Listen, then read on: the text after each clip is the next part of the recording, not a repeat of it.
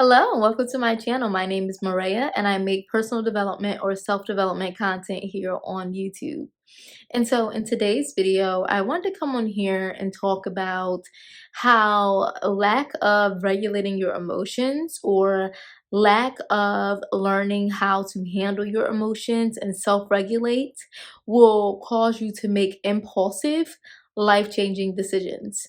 And what I mean by this is you will end up being so upset or not thinking rational in those moments because your emotions are so high that you end up doing something that's going to cost you, maybe cost your health, maybe cost your life, maybe cost your freedom, all these different things, right?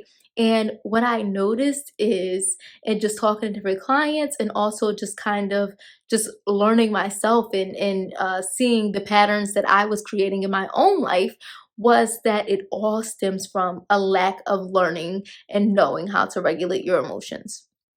So, for instance, I always like to use this example because I think it's a great example, but it's that idea of if you are familiar with like different social media platforms, you realize that everyone's really kind of doing the aesthetics right now, the black, the whites, all these different things, and you see like all these social media influencers like showing different outfits, different clothes, different this, different that, right?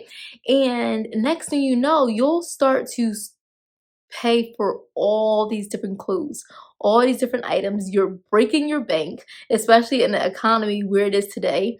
You are buying like 20 of the same type of thing. So you may be buying like 20 of the same type of shoes, but it's just because this girl on TikTok or on Instagram or whatever the case may be has now caused you to go and buy these things, right?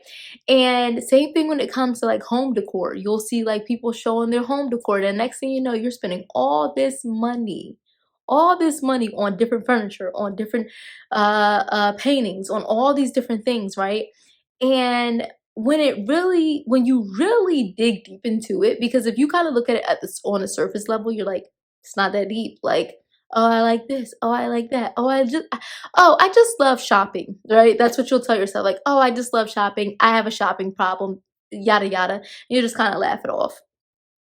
But the thing about it is, um, when you really dig deep, and I had to do this for myself because I was definitely falling into that trap of like, oh, I'm getting this, I'm getting that, I'm getting this, I'm getting that. And the next thing you know, it's like, okay, do you have a savings? Okay, are your credit cards paid off? Like, are you being responsible with your money? And I had to start digging deeper into what it really meant to me.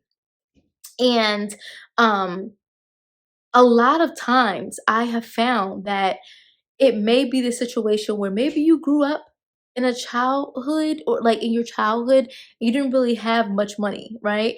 Maybe you grew up like just not being able to have that experience of being able to decorate your own room or decorate your own place. Or maybe you just grew up like kind of wearing the same kind of clothes all the time. And so now that you have some money, you just want to be able to explore and experience different things, right? And let me just say, it's no problem with wanting to have more for yourself. No problem with that at all. But you have to, number one, be responsible with that and make those healthy decisions. But you also want to address the trauma that's causing it. So it would be one thing if you're just like, oh no, like I just like having different options. Um, because like if I wear this outfit, I want to be able to have it with this or whatever the case may be. But when I really dug deep into it, I realized that no, I don't even use or wear more than half of the stuff. Like I just buy it because to me it's like, oh, this is what people with money do, right? And so I think a lot of times we really have to kind of dig deeper, or not a lot of times, every time, we need to dig deeper into what is prompting me to do this. Um emptiness? What type of void am I trying to fill in my life? Is it coming from a traumatic experience? Is it coming from a lack? And now I'm trying to either prove to myself or prove to others that, I've made it, I'm successful, all these things, right? And so when it comes to regulating our emotions, this is where it comes into play because we have to be able to sit with ourselves and say, you know what? When I don't have the money to be able to do all these things for myself, or even if I do have the money, but I can just say, nope, I'm not going to get it. How am I feeling in this moment? And then being able to speak to yourself in that moment and say, okay, am I feeling like I'm not successful? And then ask yourself another question. Well, why do I feel like I'm not successful? And then, well, the idea of me feeling like I'm not successful comes from me always seeing other people that have money be able to afford to have options and like multiple different options. Well, then you have to ask yourself, okay, but who told you that that is truth? Like, who told you that that means that you have money? And it's like you have to really tap into, like, peel back each layer and ask yourself multiple questions to kind of understand why you're feeling the way you're feeling. And then address those emotions. And then once you address those emotions, that's when you're able to address that trauma. And then you're able to say, these things do not define me. And then you're able to really understand what does define you. What does what about yourself is valuable? Who told you that you had to have all these things in order to feel successful? And then you actually have to dig a little bit deeper about like where you got this initial mindset, right? Like, was it that like somebody in school maybe used to bully you and say, oh, you always had the same things all the time. And so now you felt like, okay, I have to have all these different things because like people can't look at me and see that I repeat outfits or whatever the case may be. And like these are all just like different like ideas about things, but it's things for you to really genuinely think about.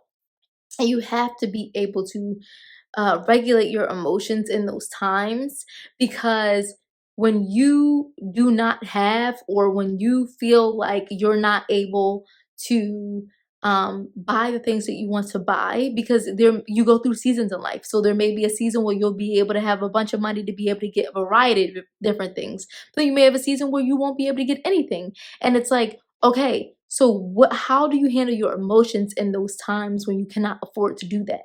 And however you address those emotions in that time will tell you how you'll address your emotions in the times when you do have money and you could just say, nope, I don't need it. I don't need it. Even though I have it, I don't need it. And so that's great practice for you to start like realizing, okay, it's time for me to address the bigger trauma here, right? And then you have to even take it a step further after that. And you have to think about, okay, these people who are rich or these people who I perceive as wealthy, are they really wealthy? Are they really rich? Or do they have like substantive, subs, you know what I'm trying to say? Do they actually have like a savings? Do they actually have um like um like equity? Do they actually like own anything, own property, own assets? Like, do they have these things? Because you have to understand that if they are just doing what you want to do, neither one of you guys are making the best decisions right now, right? So they actually may be using their shopping and their habits as regulating their emotions. And that's something, a whole different topic that I will talk about in a video coming up soon about how people typically use shopping or other forms of addiction in order to emotionally regulate and the dangers of that and how to stop doing that. But that's a separate conversation. But anyways, that's really all I wanted to come on here today and talk about was just pretty much just number one, like I said, understanding that emotional regulation and self regulation really plays a huge part in the way that we make impulsive, life-changing decisions. And I mean, I've seen this in so many different areas, with people going to get like surgery and stuff, and then they end up like, risking their life. Some people unfortunately passing away from it.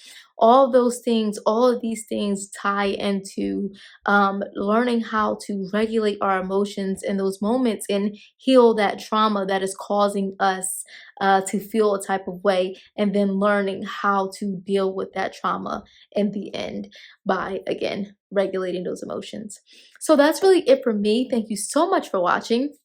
If you enjoyed this video, please be sure to give it a thumbs up, and please be sure to comment and subscribe, and check out my latest videos if you would like to, but also check out my website as well, and it'll be down below in the bio. Check out a few of my blog posts, some of my different resources and things that I have on there as well. So thank you again so much for watching. I'll see you again in the next video. Bye bye.